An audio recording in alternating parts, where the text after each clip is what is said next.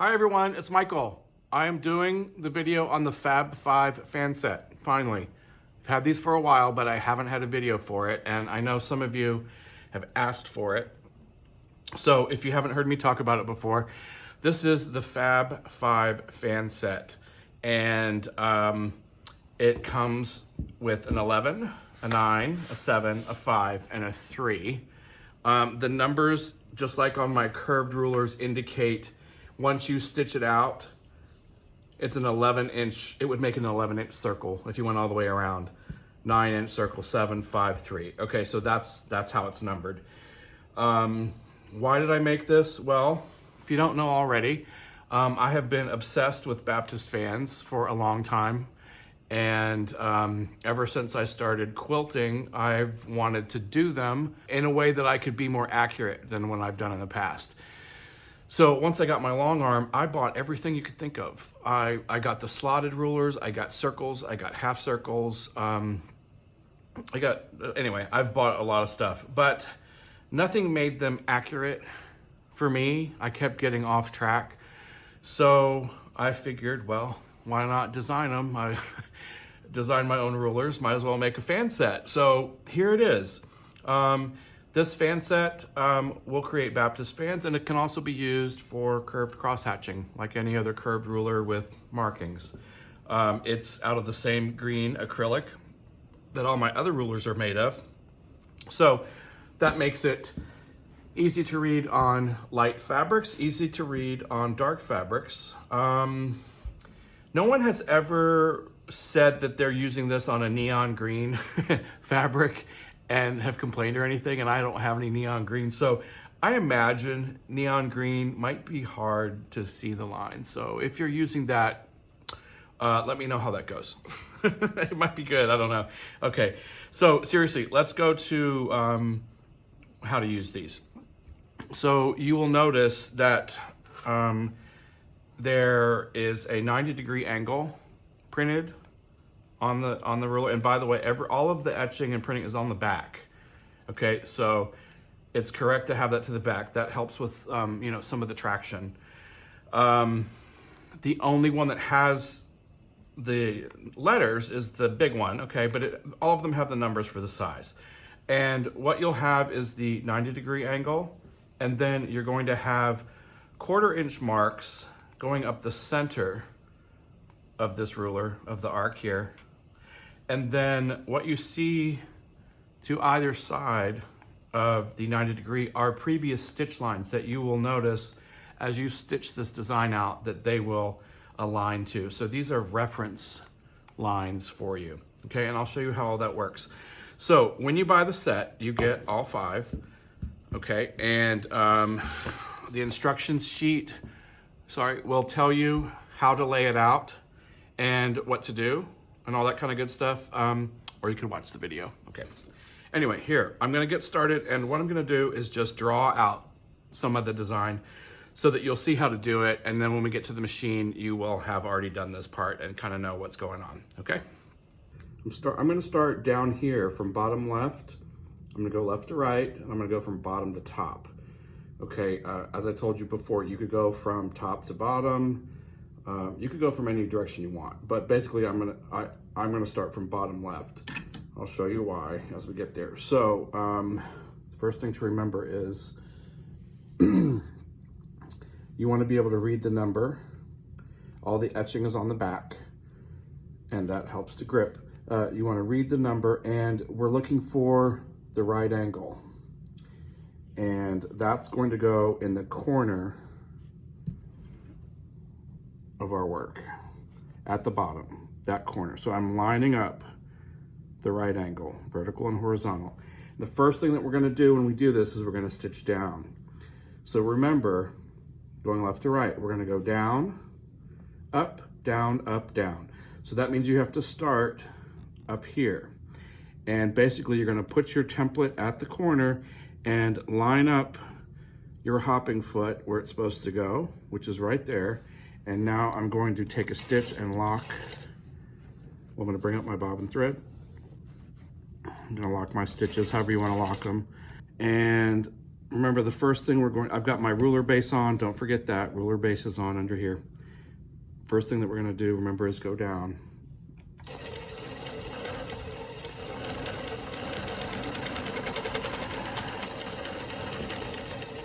Okay, when we get here, we're getting ready to use the 5, but we're gonna have to travel over. So I usually grab my next template and I use my template to push myself over.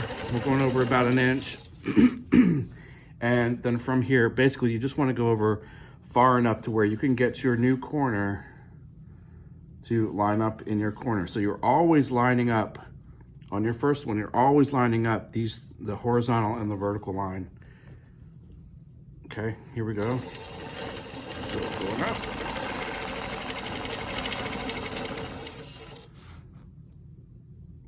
Okay, next is our 7. So we're gonna have to travel up about 1 inch. Here we go. So I'm lining up, once again, I'm lining up my corner in the corner, vertical and horizontal, and we're going down.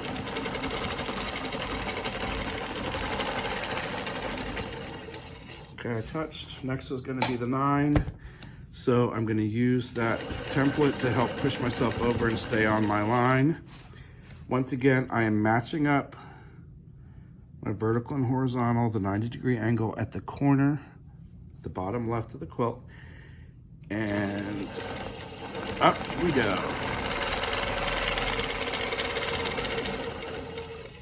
Okay, next is the 11, which is the last one. So travel up, guesstimate, and once again, put your angle on the corner. That's what we're matching up, and we'll travel down. I walk my fingers as I need it. This is the same as using any other ruler. Remember how far you can go, and be careful of not hitting your rulers. Okay, so we've done our first one. Next is gonna be the 3.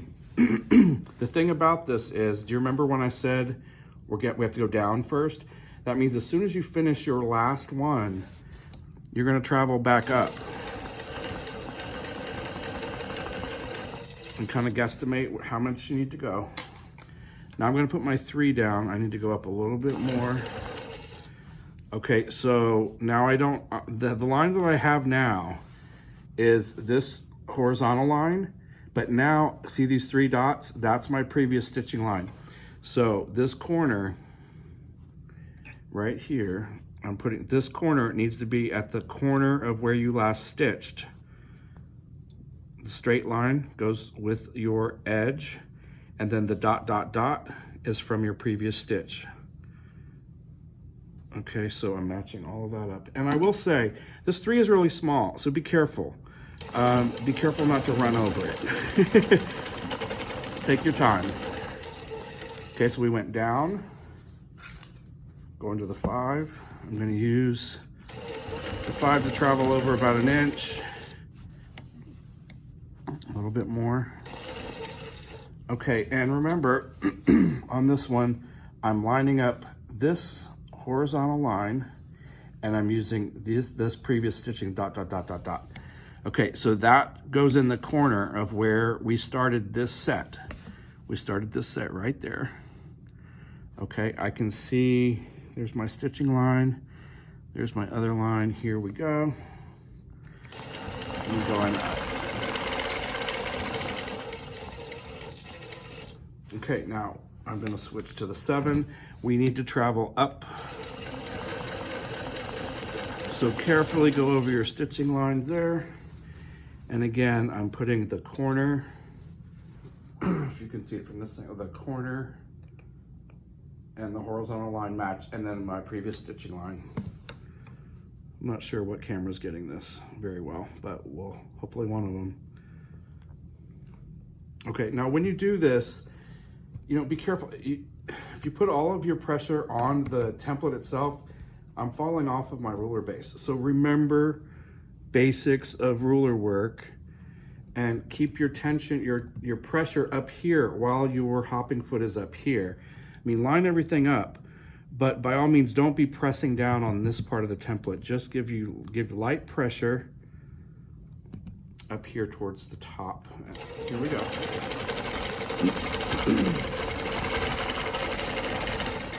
And we've gone down. Okay, this is easy.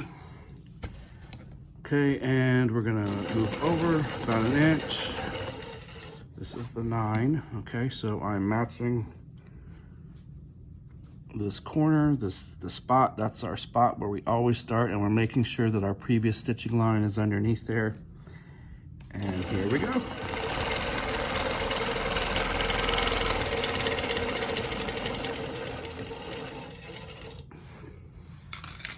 Time for 11.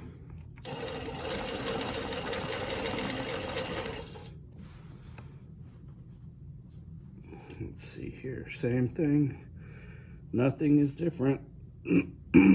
We're just matching lines. Oops. Ooh, I almost hopped right over that. Did you see that, everybody? Why? It's because, look, did you notice I have my pressure down here? Do as I say, not as I do.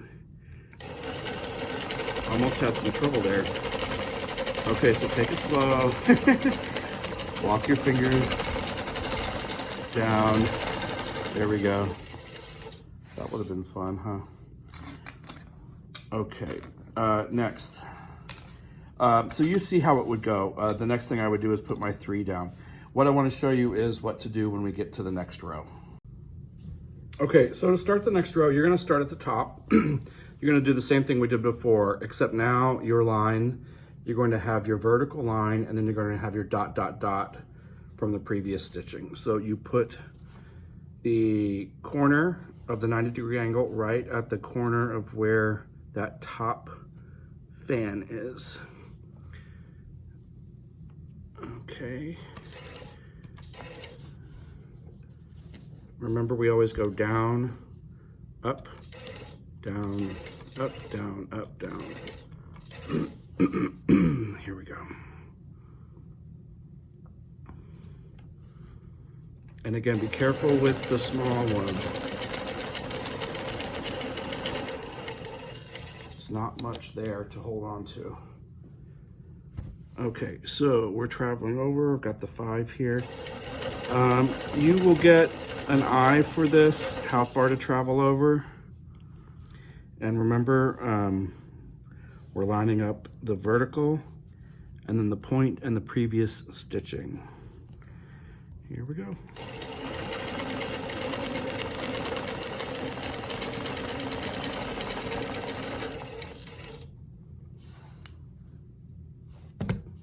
Seven.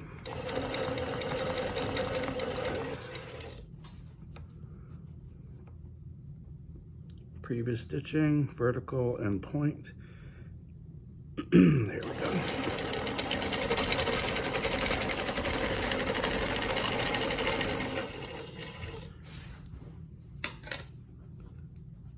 And the 9.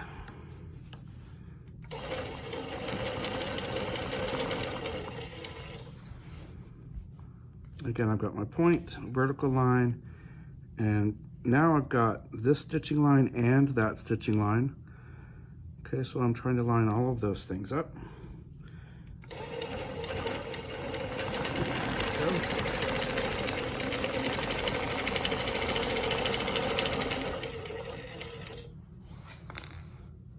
And then our 11.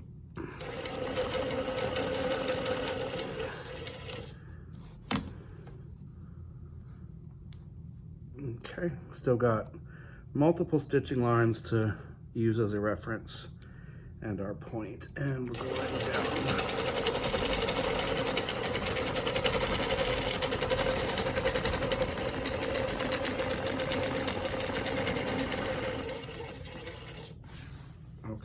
Okay, so we finished our first one on our second row. Now remember, we go down, up, down, up, down. So it's really easy for you to think you're going to travel over this way first, but that's not correct. We need to go back up first, travel over those lines. I tried to do it freehand. Look, it's a little sloppy. Sorry about that. I'll take it up a little bit more. Okay, so now what I'm looking for is curved lines plus the point. So I want both of my stitching lines plus the point. I no longer have a vertical and horizontal. I just have the point and previous stitching. Okay, so there we go.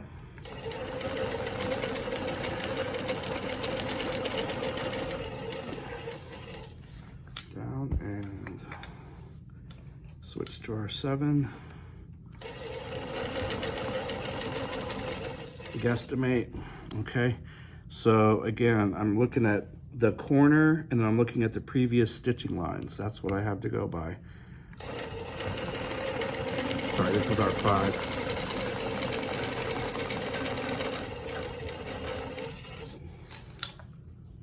Okay, now our 7. Just do the best to stay as close as you can on those lines when you travel over them. So again, I'm most concerned about the point and then all of my previous stitching lines. And I've got this arc and this arc here. Okay.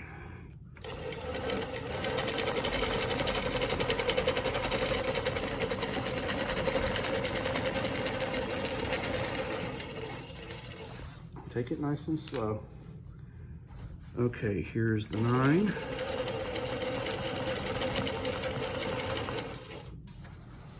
Okay, so previous stitch, corner, and get them the best you can. I went a little far. There we go.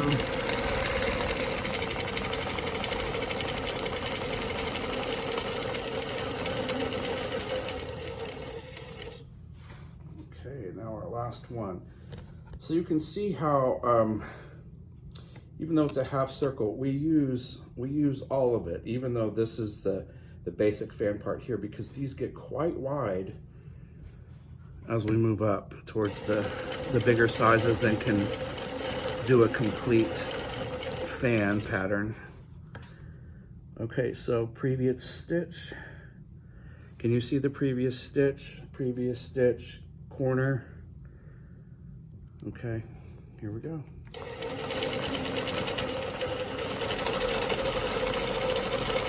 Walking my fingers. I'm not flying through this. I'm going pretty slow. And you can see I've already made some mistakes that you were with me on, but still it's starting to look really great, I think. I'm just gonna start this last one with you. And remember, what do you remember here? Hopefully you'll remember, because I forgot for a long time. I don't go this way first. I have to go up first because the pattern is down, up, down, up, down. All right, so I'm just grabbing any template. So I'm going up first. Actually, I'm not using the template, I'm just freehanding. Okay, there's our 3. And again, previous stitching lines. That's what I'm looking for. Those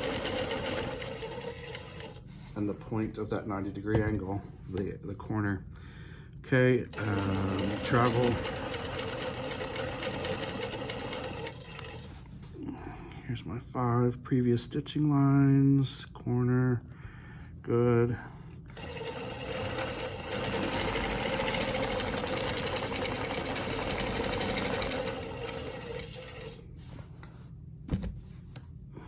Seven.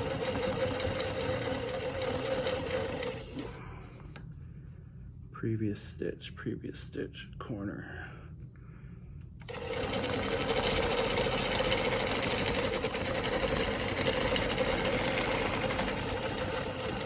Oops.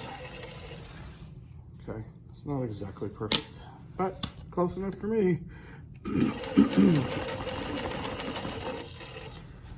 Put our 9 in.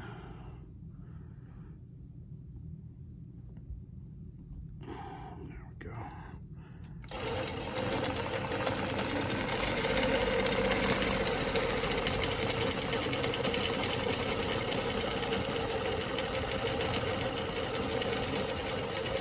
Oops. Cut off a little bit. There we go.